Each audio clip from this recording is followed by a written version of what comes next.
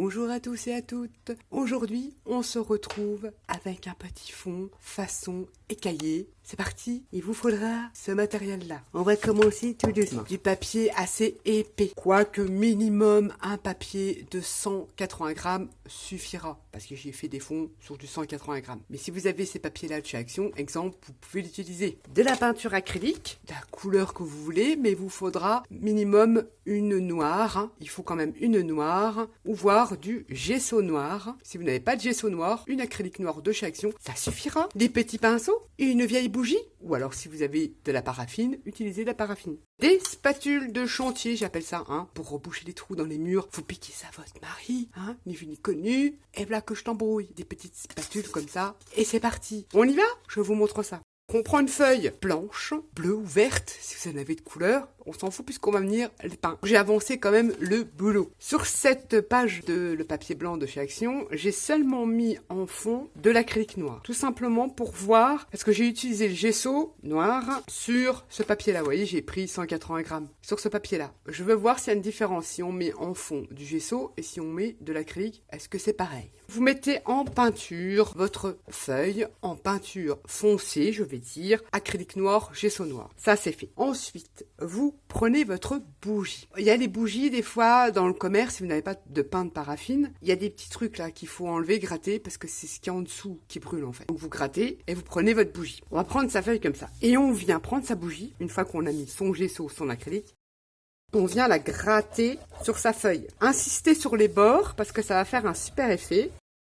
Si vous constatez que votre bougie, vous voyez, elle adhère pas comme ça sur votre gesso, vous prenez un petit briquet, une source de chaleur, vous venez légèrement passer dessus pour que ça fasse fondre la paraffine sur votre feuille. Et on vient faire des aiguilles au milieu et sur les bords, moi, je vais vous montrer, vous verrez après. J'insiste parce que j'aime bien l'effet que ça procure sur le bord de ma feuille. Donc là, c'est une base acrylique noir. On va prendre une base gesso noir et on vient passer sa bougie. Comme ça, on verra s'il y a réellement une différence. Et on vient passer sa bougie, un peu n'importe comment, ou pas, on fait des traits, des ronds, en fait, comme vous voulez, moi j'insiste sur les bords, vous verrez pourquoi. Après, on obtient ce genre de choses-là. Ensuite, on choisit deux couleurs d'acrylique, celles que vous voulez. Là, je vais utiliser du jaune. Je ne l'ai pas celle de chez Action, mais il y a du jaune en gros tube, pas les autres. En gros tube, c'est à peu près les mieux de chez Action. On vient mettre une couche d'acrylique jaune ou d'une autre couleur. J'ai un peu de mal, Bon, je vais l'appliquer comme ça. Pas trop épais, normal, on va dire. Et on étale son acrylique à sec, on met pas d'eau, sur sa feuille. Je mets ça comme ça dessus. On étale. On n'est pas là pour faire de la grande peinture, on met ça comme ça. Ne n'appliquez pas votre peinture avec un petit rouleau. Vous faites ça au pinceau parce il ne faut pas forcément que ça soit homogène. Vous voyez, quand on voit ça, c'est pas grave. Au contraire. Ensuite, une fois que vous avez mis la couleur de votre choix, vous les faites laisser sécher naturellement. C'est mieux. Oui, je préconise le séchage naturel, tout simplement parce que si vous allez venir chauffer avec votre sèche-cheveux, votre heat gun, votre hot gun, vous allez faire fondre la cire. Ça va être moins bien. Il faut laisser sécher naturellement. On va tester la base gesso noir pour voir s'il y a une différence avec l'acrylique noir. Et cette fois-ci, bon, on va rester... Ouais, je vais rester dans les jaunes aussi. Je choisirai une deuxième couleur d'acrylique après. Comme ça, on verra s'il y a une réelle différence avec le gesso en sous-couche. Vous mettez quand même une couche, pas une fine couche. Quand même qu'il y ait de la peinture sur votre feuille. Ne cherchez pas à étirer votre peinture. Voilà, c'est ça que je voulais dire. Quand même qu'il y ait une couche suffisante. Et on laisse sécher.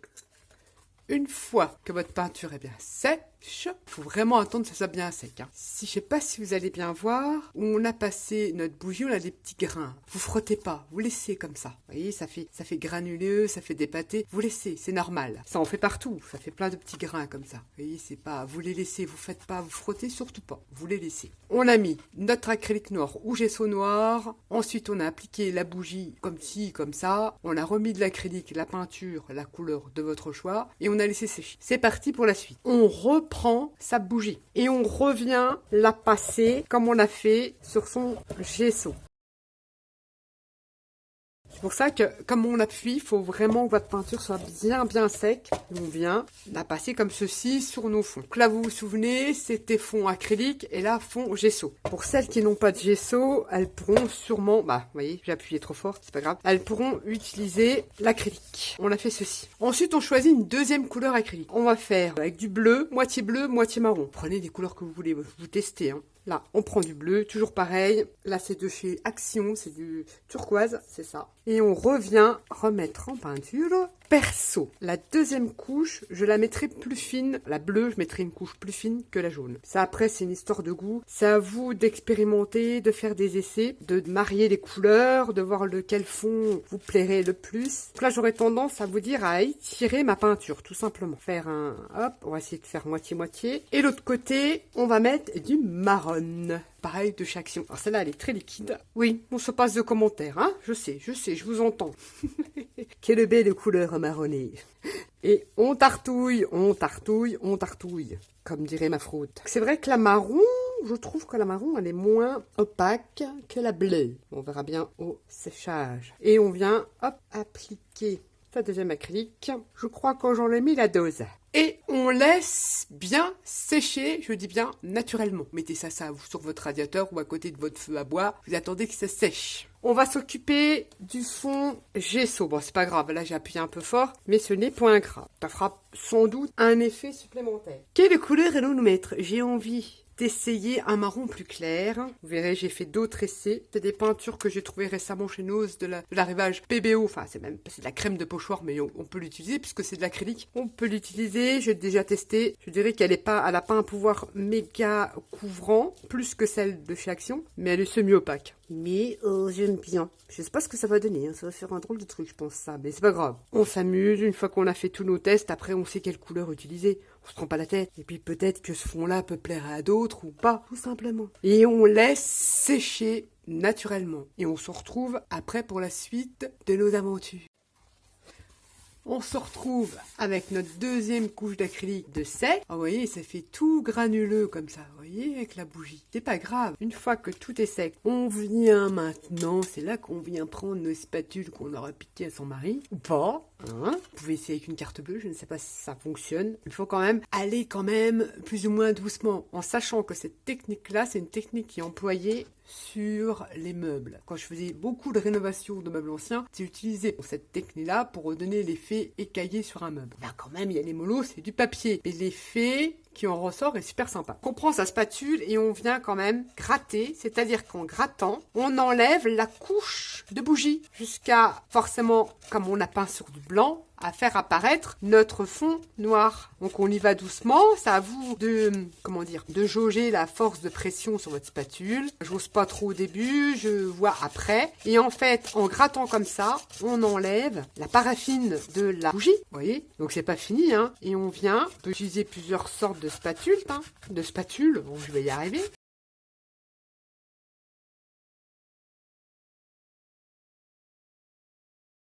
Ça a l'air quand même de fonctionner sur un fond acrylique. Si vous n'avez pas de gesso, vous pouvez, franchement, oui, utiliser de l'acrylique noir. Testez avec une autre couleur. Le noir va ressortir mieux, on va dire. Et après, vous prenez 2 couleurs d'acrylique comme vous le souhaitez. Et on vient gratter toute la paraffine que l'on aura déposée sur nos différentes couches. Et regardez, ça vous fait vraiment, vous savez, les vieux meubles écalés, moi. Et oui, écaillés. Après, suivant le choix des couleurs que vous aurez choisi, vous aurez plus ou moins l'effet obtenu pour telle ou telle création. On a fait du jaune et du turquoise.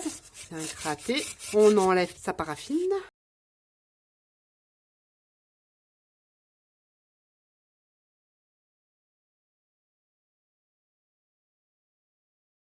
Donc je fais quand même doucement parce que j'ai pas envie d'arracher tout. On obtient encore un style différent.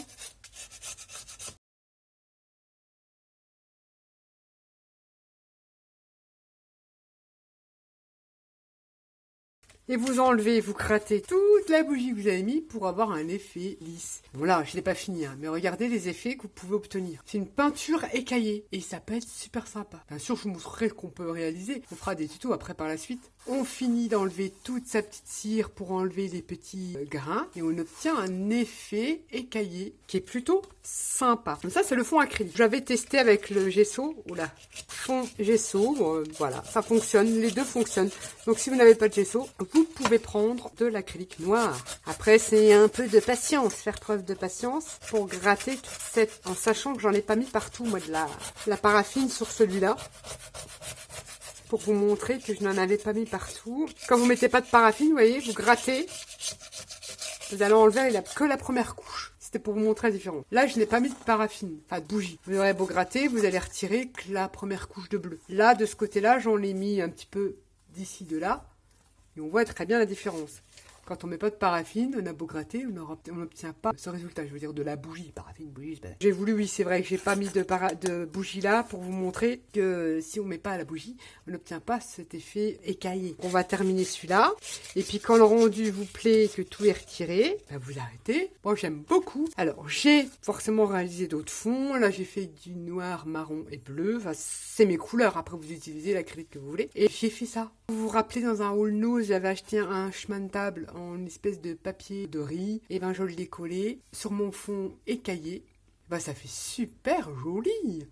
En sachant, suivant la couleur que vous utilisez, ça peut être ça, ça peut être employé pour le steampunk, le vintage, pour plein de choses. Suivant les couleurs que vous allez utiliser sur vos fonds, et ben ça vous servira pour plein de thèmes différents. Je trouve l'effet plutôt sympa. Voilà, j'ai tout écalé, bon, et même des fois on voit un peu de blanc, mais c'est pas mal aussi. Et j'ai seulement collé, rien d'autre, ce fameux espèce de papier de riz, le chemin de table que j'ai trouvé chez Nose. Si vous en trouvez des papiers en rouleau comme ça de chemin de table, une espèce de papier de riz chez Action, prenez-les. Si vous aimez faire des collages, vous pouvez aussi coller faire refaire des fonds. Forcément, cette technique-là, on revient à travailler, on peut le retamponner dessus, on peut coller ce que l'on veut dessus, faire des découpes et plein de trucs également avec cette technique de fond que j'aime beaucoup. Je continue à gratter et je vous montre le résultat après.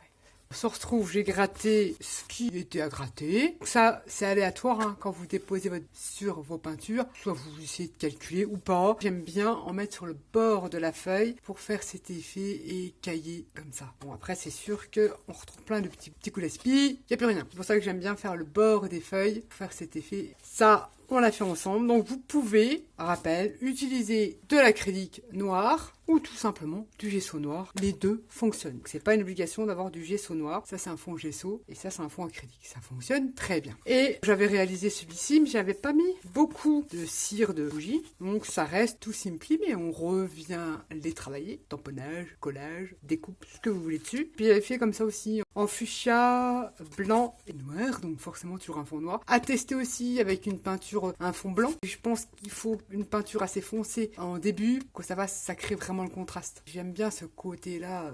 J'aime beaucoup. Après, j'aime beaucoup cet effet écaillé. Après l'effet craquelé, on a l'effet écaillé qui peut être sympa pour être utilisé, faire une petite carte. Bon, ça, c'est un essai, utilisé en format carte. Hein. J'avais collé ça sur le papier noir. J'avais fait ça sur du blanc, hein, sur un 180 grammes. C'est du papier DCP en 180. Et j'ai collé ça sur une cartonnette noire. Et puis, j'ai collé mes papiers rouleaux de table que j'avais trouvé chez nous. Ben, ça se fond très très bien. Ils sont pas mal, hein, ces petits trucs-là. Et puis, le fond, enfin, c'est qui aime bien ce style-là. Ça va très très bien, suivant la couleur que vous employez, pour faire un style africain. Et puis, pas que, hein, un style vintage, du steampunk, ça c'est super, vous pouvez vous en servir pour plein de choses. Ça remplace tout simplement votre papier décor que vous allez acheter chez Action, ou du Stamparia, ou de Kawukes. On l'utilise exactement pareil que si on avait un papier décor pour y faire nos découpes, nos matages de photos, nos matages de projets, et patati et patata. J'espère que cette vidéo